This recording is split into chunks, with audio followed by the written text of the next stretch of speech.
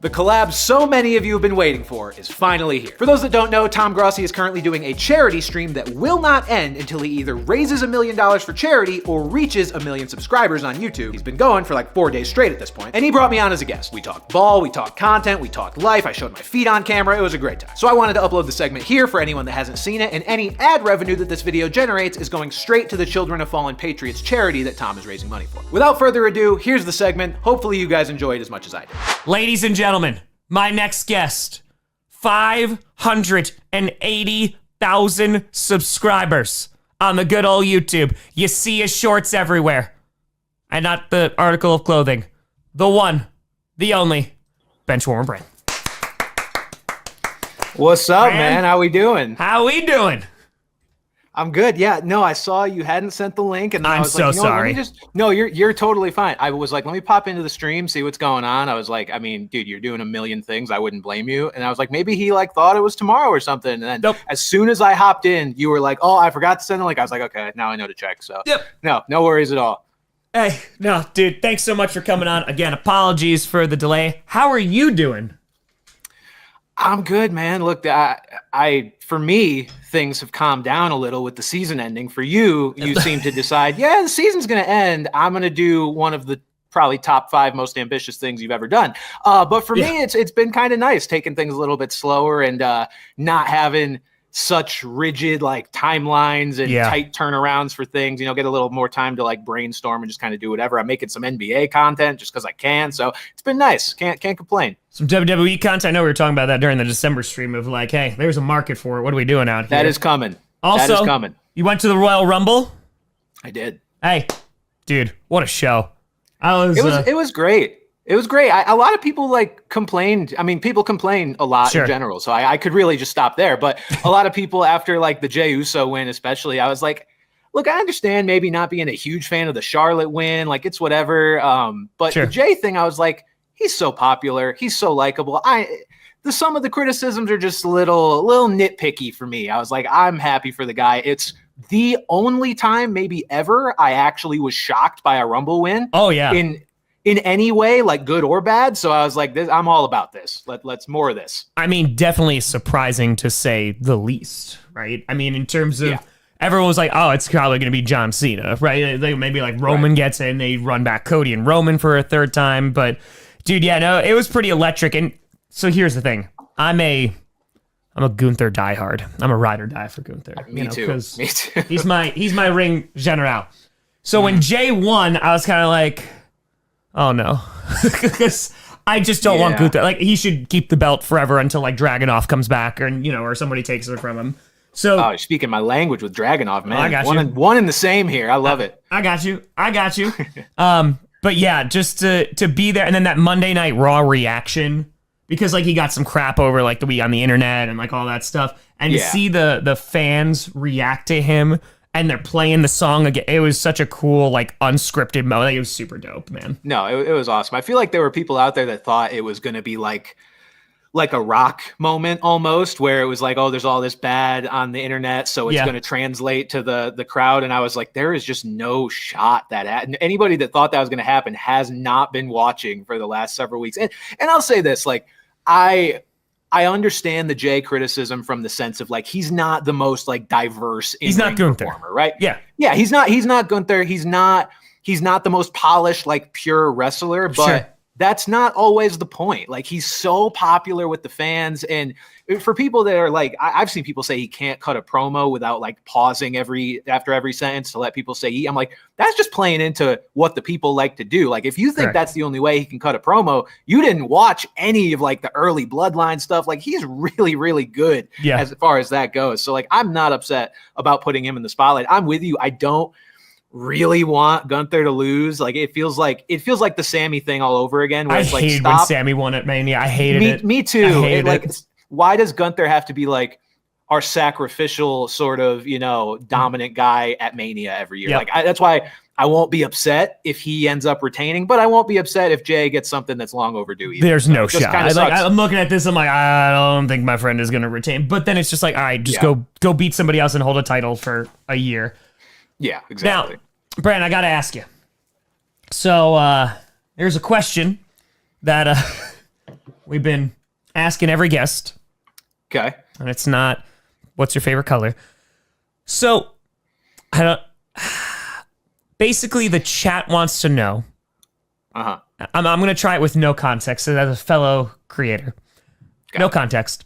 The chat wants to know how much they need to donate to charity, as everything we're doing is for charity. We raised nearly $330,000 in 49 hours for charity. Mm-hmm. They want to know how much it would take for you to show your feet. I have heard of this occurring. I've heard the rumors. I've heard the rumors. I did tune in briefly last night. And I think it was last night. No, it must have been the night before. You had Adam Pearce on Adam Pearce, which was awesome. And I think, did he do it? I saw it. He was about to do it, and then I ended up having to go do something. Okay, awesome. He did. How much? What's been the average? What have people been saying? Let me give you a context here. So this happened 6 to 7 years ago. Someone donated $500. Shout out Jim B. And I was like, holy crap, this is an insane amount of money. People were like, show your feet as a joke. Haha. It's been going for 6 to 7 years, but there's not a ton of people that donate $500, right? It doesn't happen very often. Well, in this particular stream, which we've been streaming for 49 straight hours, I've shown my feet over 190 times. Okay. We've raised $98,000 just from feet. And it's morphed into our guests being asked, hey, do you want to show your feet? And again, you could say no, of course. But the average is around like $1,000 cumulative, but you can set your price. Okay. If you're just like a little maybe trepidation, you're like, hey, I want to try it. You know, that's it. I mean, yeah, I could do it for free. Look, I mean, I'm in on the concept. I definitely respect it as a fellow creator. I'm willing to play ball here, so I won't even go as high as 1,000. I'll say 500, and I'm in. One time or cumulative? Cumulative. Doesn't have to be one. Okay. Look, listen, and if we get a double five, we've been doing in solidarity, of course, with all the guests as well. So 500. Look at that. That's a bargain. That's a bargain. And now, I'm a cheap date. Bran, I've had to ask this to like there's the chat. They're just like, ask the question, Tom.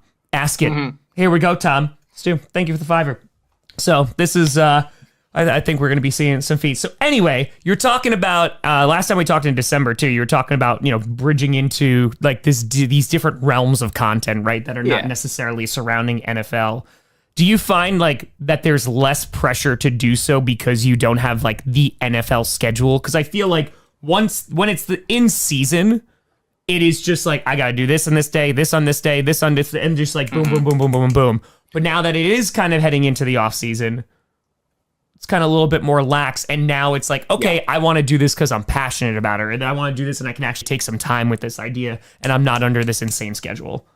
No, that's exactly what it is. And I mean, during the NFL season, I think I mentioned this last time I talked to you, like, I don't know whether it's like a self-created sort of constraint that I have or what it is, but it feels like week to week, like as the season goes on, it's like as soon as the next NFL Sunday hits, I'm like, in my head, I'm like, okay, people aren't going to care about what happened the week before, like as far as storylines or game results or whatever it is. So I am like so worried about getting all these things in before like the next NFL Sunday hits, before it's not relevant anymore. Yep. So now, for there to be no games and for there to be no, reset every Sunday, it's super nice. Like there's certain big picture, like NFL topics that I have written down that I'm making sure I touch on here over the next like month or so. Stafford to the Giants rumors, Kelsey retirement, like certain things like that. Yeah. But it's like those don't have as hard of a deadline where I'm like worried people aren't going to be talking about it. So I'm like, as soon as I'll get those done eventually, but the definite like overall scope is a lot more open. So there's going to be some more wrestling stuff for sure. I love it. I love it. By the way, the donos are already flying. So beautiful. This is people are asking for the daddy hat. Hold on 1 second. Oh man. See, Bran came to play ball. Bran came to ball. Yes, and we are looking at the site right now. It looks like we got a. Hey, Timber, appreciate you. Wanda with a hundo. That was 3 minutes ago. This is either the best kept or worst kept secret about this thing. It doesn't fit like at all, like even a little bit. It sits on my head and like creates marks. So I'll show it. I can't. This is about the best I can do because I can't put the headset over or under it, but it's here nonetheless. So it is people here. Get what they wanted, and at that, you've given the people what they want, and at that point, the chat is very happy with the daddy hat. We're making the people happy, right? We're raising the money for charity. We're doing this. Yeah, man. I mean, so you've been talking about wrestling, and good God, man, I would love to make wrestling content like all day. When it comes to the type of style that you have and the type of style of videos that you do, when you're making this other type of content, are you trying to make it in the same kind of style, or are you looking to experiment even more with this, like, because it's like new topic, new genre, also new style, or are you keeping the same style, just like kind of mixing genres up? The plan right now is to keep it basically the same style, just in a different genre, which is why, and this will be a big reveal. This is the first time I'm mentioning this specifically as far as what my first WWE video is going to be. But I've decided that I see the $250 donation. Yep. I've decided that the Elimination Chamber is the perfect segue into making a skit, because what better way? Like it's 6 people yelling at each other about how they want to win. Like that's every NFL video I've ever done, basically. Yeah. So I'm like, this is the perfect way to kind of, ease into it. And then we'll see what I do about more like one-on-one feuds in the future, or honestly, just how much wrestling content I'm going to be pumping out in general. But either way, this was a good way to break into it. So I was like, I'm not going to miss this opportunity, especially with how light the NFL kind of news cycle is right now. Yeah, I mean, there's going to be a little bit of a lull. Then you're going to have like free agency, which is going to pop up, and you have your trades and your acquisitions, right? Then it's going to be another lull. Then we're going to have the draft. And we got hundos flying in from Chris. I think we gotta, I think we're gonna be real close. We're gonna be real close, beautiful. real quick. Yes, here we go. Indeed, we're $14 away. Down. There's 5, and there. Yep, $14 away. This is. I should have set my goal higher, not just because like I don't want to reach it or I want to be stingy, but just because like I could have got more. Oh, well, see, this is the buyer's remorse, right? And it's just like I sold this thing. It just happens to be your feet. And exactly. People are like, yeah, that's okay. So we're $4 away. We're for daddy hat feet. Wow, that's I mean, I guess a combination of words. If you put it that way, you're not wrong, but yikes. yeah. That's well, hold on. And Anonymous just donated the $5. Yep. Alan with 25 too. Hey. All right. Bran? How do we do that? You just flop yours up on the desk? Is that kind of that's how we've been rocking. Move? I'm doing it in solidarity with the group. You have such a better angle for this than me, because I'm gonna be like 4K Ultra HD right in the lens. Like I don't have like a desk that's like super far away. I want to see the wrinkles. But I mean, hey, look. The calluses. Hold on, Lexi's right next to me. Is it okay if I show my feet to a couple thousand people? Okay. It's for charity. It's for charity. I just wanted to get permission. I already agreed to it, so it's fine. I just wanted to ask. All right. Listen. Sweaty. Hopefully you can't tell. It's for the kids. Rocking. Hey, there they are. BenchwarmerBran, doing it for the kids. I'm telling you, Bran, the montage of people that I'm going to have with images of their feet is pretty like Adam Pearce, who is like scrambling to get to a hotel as soon as he's landing in Charlotte on Sunday night, for Monday Night Raw, is racing back. And I asked him that question, and this is the first night, man. And I was like, how much would it be? And someone donates $2,500. And he's like, I did see that. Okay, right. I did see that, actually. So that has spawned it. But I appreciate the hell out of you because of course. We've raised hundreds of dollars already since you've been here. That's my dignity, shame out the window. It's for charity. So I'm like, okay, I don't care. I used to teach students, and it's fine. It's fine. We're doing this now. No shame. Look, we don't get into this profession if we have a whole lot of shame. Let's be honest. Like that's kind of we're pretty loose at this point. Yeah, it's shame is it's a fluid word, right? It's kind of like, okay, exactly. Like how much are you willing to endure, and the question usually is yes. So I mean, I've got a bag full of wigs and a hat that says "Daddy" on it. That literally right here, like it is what it is at this point. All right, so you have a bag. I have a box. I got a box. I do. I have a duffel. They're in a duffel bag as of right now. Yeah. Got it. I have a box full of jerseys and wigs and different costumes all over the place. Yeah, because this is our life now. First of all, so how was this season for you? Like in terms of just like the growth, in terms of just like how you were dealing with this entire season? Because this season definitely had its ebbs and flows. I think at least, with the Eagles winning the Super Bowl, there was more content potential. Because if the Chiefs won, I feel like there would have been a good amount of people who would have just tuned out and been like, I don't care. I don't want to see a recap. I don't want to see you scripted. So we got at least that. Yeah, I mean, I'm pretty happy with how the season went overall. I mean, definitely not as a Patriots fan from that perspective. But like, we did the right thing at the very end. And by that end, I mean the off season. But like the season itself, I look at it big picture, and I think it was highly entertaining.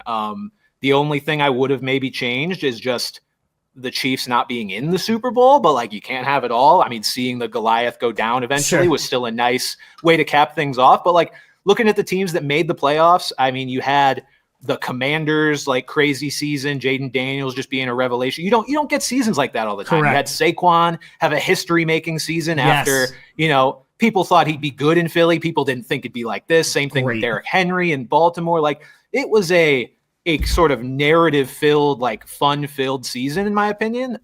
So I was very happy with it. It didn't feel dry. It kind of felt like there was a lot going on, a lot to latch onto.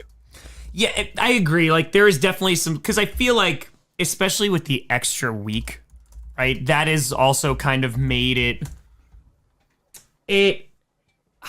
How do I put it? Like it seemed, I don't want to say dragging a little bit more, but it's more of, okay, there's a week 18 afterwards. Because like once we start getting close, people are like, all right, I'm ready for the playoffs, right? Especially when it's like seeding starts to get set, and if it's a few weeks before then or divisions are figured out, it's like, okay. Like at least we got on Sunday Night Football, like we got the Vikings and Lions. Like that was a super awesome matchup of like, okay, 1 seed, like it's all on the line. It wasn't a great game, but at least we got that.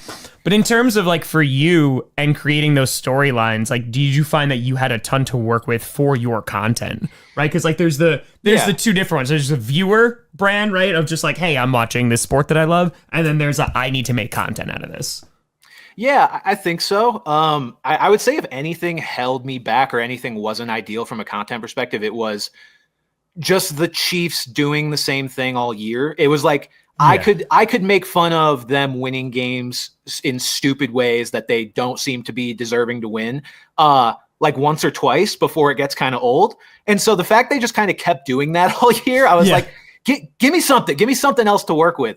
Because like at the end of the day, the best teams are the main characters in the videos you're making for the most part. Like, especially you get to the end of the year, like it's funny to rag on bad teams, but like by the time you hit week 16, 17, nobody's talking or caring about the Saints anymore. Like they're out of mind. They're looking toward the off season. Like if I bring them up, I'm going to bring up the bad teams like in the off season now plenty because draft stuff, but like, you start to get it. Yeah, you get it dwindled down a little toward the end where it's just the good teams, and so then you're hoping the good teams kind of give you some different stuff. I mentioned the Commanders. They were a super fun story, but they almost didn't seem like a real story until they like made the NFC title game. It was like, or not then. I would say when they beat the Lions, it was like, oh, they didn't just squeak into the playoffs here with like a good season. They are really good. So even though I could acknowledge their record was good, it wasn't like in my videos I was going to treat them as a Super Bowl contender. And lo and behold, I guess I should have been. But yeah, it wasn't bad. I think the Chiefs doing what they did was just a little bit less than ideal, but still was happy just to see them lose at the end of it. Honestly, all's well that ends well. Well, it's also the same. Like you talk about the Commanders, and they did have a very interesting, because it's the Hail Mary, right? Like that sets off that whole chain of events. And Chicago's just like, oh, we're like not going to win against the Packers apparently, but it's fine. And then for them to get into the playoffs, I agree with you. It's like, okay, I don't even know if they're going to beat the Buccaneers. Like the Buccaneers are at home. Like they should be able to win this game, especially if they play the game that they usually do. And the Commanders beat them, man. Yeah, that fumble completely changed the game, and they freaking beat it. And Jaden Daniels was like superb. Yeah. And like, I love what the Commanders represented, because like I feel like they represent the NFL playoffs really well. Because like sometimes it's just a team that gets hot at the right second, and they got hot. They knocked off the number 1 seeded Lions. I don't care about all the injuries, stuff like that. Like, man, the Lions are dealing with injuries all year. Yeah, it's still insane. Yeah, no, it's still nuts for them to go in, beat the number 1 seed, and Lions fans were like, oh, I thought they were going to the Super Bowl. Like, I was like, okay, like they'll play Philadelphia, they'll play them at Ford Field, it'll be a tough game, but if they can stop Saquon, and dude, for them to do that, and obviously they got destroyed in the championship game. But like, there's so much excitement for the Commanders. One, their fans deserve it, but it's like good. I'm glad that there's like this mystery team in here that has made it this far. And like, we're in the NFC Championship game. We're like, yeah, I think the Eagles are going to win, but I thought that the Lions were going to win. And it just gives you that uncertainty, and it makes it so much more fun. Yeah, and it was like if I remember correctly, on the AFC side, it was literally the exact same 4 teams made the the semifinal game, divisional round. And so for it to be so different on the NFC, like that was something I think we really needed. Just for the Commanders to even be in it, but then to beat the Lions, I think it was just a really nice and like I would almost say like necessary sort of spice to this season, because like I don't know if I would feel the same about how the season played out if it was, just Lions, Eagles, even though I love the Lions and I want to see them get one. If that had just played out and it was kind of chalk, I'd be like, yeah, the season was fine. But like the Commanders added an element of like, you head into next year now wondering like, what's the next team going to be that does that? Because you had a version of it, although less playoff success. But last year, like the Texans did it out of nowhere. Now the Commanders got even further out of nowhere. It's like, Can we see this crazy turnaround from any of the Giants or the Browns or the Jets or the Titans? Like, These 1-year turnarounds are so fun because they don't seem like they should be possible in a sport like football. The Bengals make and then it to they the just Super happen Bowl. every year. Yeah. They just happen every year, and it's like awesome. Oh no, Chad, I am reading you, but I'm not going to ask our guest of like, hey, now do this one, now do that. You had an opportunity, Chad. You asked for feet. They're all asking for the Dak impression. So how about we be respectful to our guest? And not just go, hey, can you make funny noises for me? That's what this is reserved for. Okay. I am a soundboard. I will do whatever button is pressed. Well, that was the wrong way to respond to that. Well, I press the button, Tom, and I'll make the sound. That's all it is. And the button for the Dak voice is a singular $100 donation, and I will rip it as loud as I possibly can. And I might break my microphone. Well, you heard him. A single $100 donation will get you a good old. Here we go. Get you a good old. There we go. I love it. Everybody's like, do the Dak voice, like donate for that. And now everyone's like, someone donate $100. Yeah, someone donate $100. Yeah. And Dolphin donated $100. Well, that did not take long. All right, I got my water right next to me. We got to build it up. Yeah, here we go. Sorry if anybody's speakers are blown now. I love how the compression in your mic was just like, we've been preparing for this. It's just like, this is the mic I've used all season. It knows. It's got muscle memory. That was well done. I love that Cooper Rush does the same thing. It's really funny. I'm like, why is this like just a standard among the Cowboys quarterbacks that they need to do this stupid raspy voice? But whatever. Chat, are we happy? Are we content now? Are we? How much to do it? Yeah. Shout out to Dolphin. $100 all going to charity. We're rocking. We're over $330,000. I think we're somewhere now. I don't even know where we are anymore. We've been streaming for a long time. We've been going, dude. But all right, so I have to ask now. So now it is the off season. Now we're looking for some content. Work-life balance is how's that looking heading into the off season? And as you just get further and further into this game, has there been like a conscientious effort to find either pockets of time to kind of, okay, I need this to decompress, I need this to relax, and or this is the time I'm reserving after the season to make sure I get that time? Balance. Very, very funny concept for you. Yeah, I don't know what that concept is. No, I understand the irony coming from me. I'm just like, while I stream for 49 hours straight, what's your work-life balance like? Yeah. I'll say this. It's it probably could be better, but I am generally pretty good about leaving the weekends like open. Like I don't really make videos on weekends, honestly. Very rarely. Lexi's going away this weekend, so I might make one because she's gone and I don't know what to do with myself. But in general, in general, I leave the weekends open for like mostly decompression if I can help it. Other than that, it's just kind of it's up and down. Like there's some days where I've got a video that has a deadline and I'm working until 9 p.m. after starting at 7 a.m. and it is what it is. Then the next day I might try to chill out a little bit, but it's a learning experience. I've been full-time doing this was year 3, I believe. So, I still don't think I've mastered it by any means, but we're getting there. I think as the season has come to a close now, I've kind of got a little bit more perspective on everything. So hopefully we'll master it a little more here in the next year or two. And in terms of like goals of where you're hitting, like, is it numerical at this point, or is it like a level of success that's like comes from the amount that you're doing of like, I'm not even gonna say like financial, but like, okay, this is the lifestyle that I want to try to get to or comfortability that I'm trying to get to. Where are you in terms of what is your next, like, hey, this is what I'm trying to reach, this is what I'm trying to attain? Yeah, I think lifestyle wise, like I'm pretty happy. We are looking to get a house like middle of next year. So that will be something like, as long as I'm able to do that, I'm perfectly happy, like financially and all that. As far as goals though, like the main one I have in my head is 1 million on YouTube, which I know is a big one for you too. So like that's something that just by any means necessary, I'm going to try to get to in the next couple of years. I mean, I'm at 580 right now. So it's like, that's pretty damn great, dude. I'm very happy with it. I can't complain at all. So if I keep going at the pace that I've been at, it would probably take another 3 years, if I'm lucky. My goal is to find some kind of video that people really just love and latch onto that I can keep being repeatable with. And then it just snowballs. Like that's kind of where my mind goes with content, is not to just keep uploading the same stuff forever.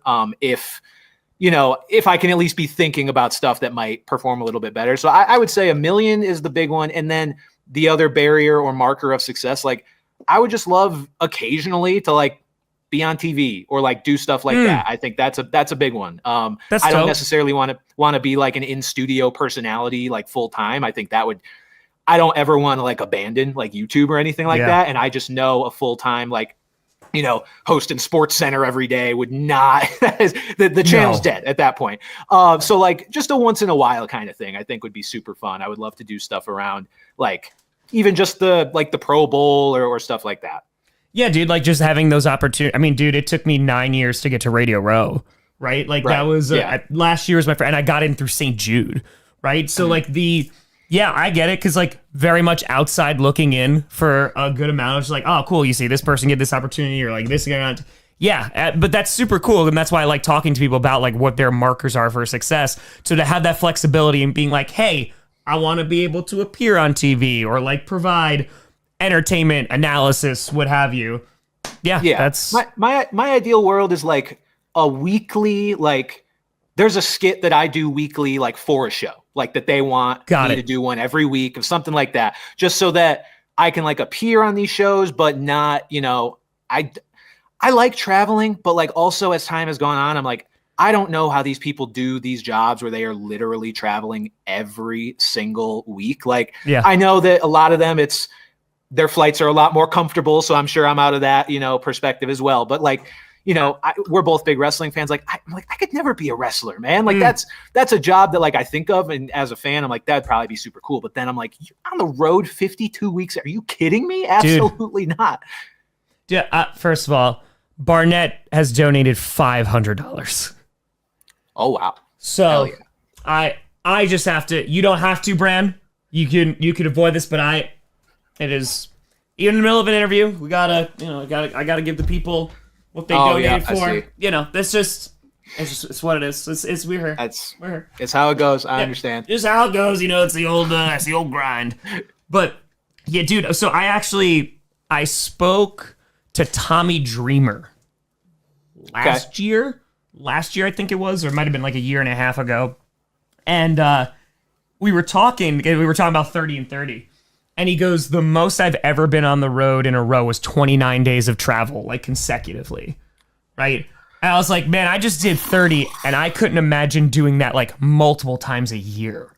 Yeah. Like, because doing 30 and 30 was wild. Like, it was just the get up, get in a car, get up, get on a train, on a plane, go to the airport, just doing that. But it is, and talk about like old school wrestlers who are wrestling 300 dates a year, and they got 65 days off. Man, like it is, I would not want that schedule. And I completely hear you and agree with you of having that. I don't want to be the show on network television. I'd be cool to be a part of it, a guest, a collab. Cool. Because then I can still maintain my freedom, my independence while also contributing here.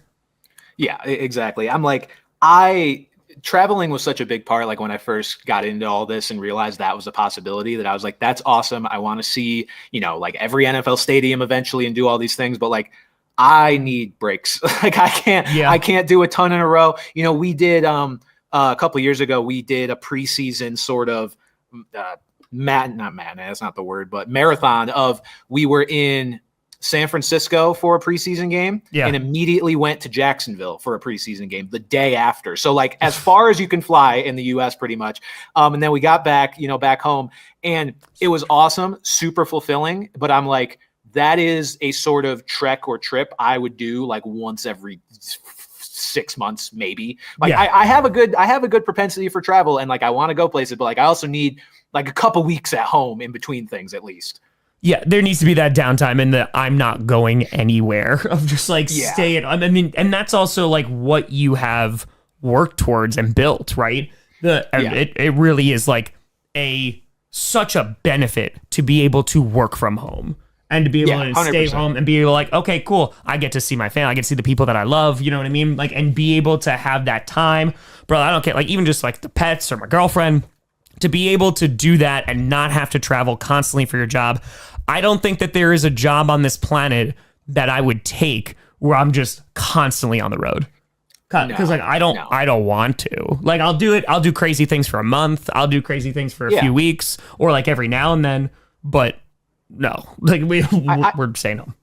I also like, I don't know if I just have like the immune system of a feeble hamster or something, but like every time I get back from traveling literally anywhere, I think I'm sick for like 4 days, dude. Like I don't know what it is. I need to maybe take some more like airborne or something before I hop on a plane. But every time, and maybe it's just because every time I travel, it's to go to an event that has 70,000 people at it or something to that effect. Royal Rumble a couple weeks ago being a good example. But like, I felt like ass for like a week after the Rumble. And I was like, this is fun, but like, this is why I don't do this all the time. Cause I will either be on a cycle of not being home or being home and being sick. Like that would be my two states strictly if I traveled constantly. It's so funny you brought up the Rumble too, because it was Rumble. So we hopped on a flight Saturday morning at like 7 o'clock in the morning to go to Indianapolis, flew back 7 o'clock to Charlotte, which then got back to New York, and then hopped on a 7 a.m. flight on Wednesday to go to New Orleans, and like flew back at like, I think we got home at like 1:30 in the morning. I literally was like, okay, cool. So what am I going to get COVID from? Is it going to be the Rumble, or is it going to be Radio Row? Because exactly what you said, last year when we won Fan of the Year, amazing, go to the Super Bowl, NFL honors, literally got COVID as soon as I got back and was like, cool, like down and out for like 5 days. I was like, this was really great. I'll not trade this experience for the world. But no thank you. Like, this sucks because I am just going to sit and suck and die.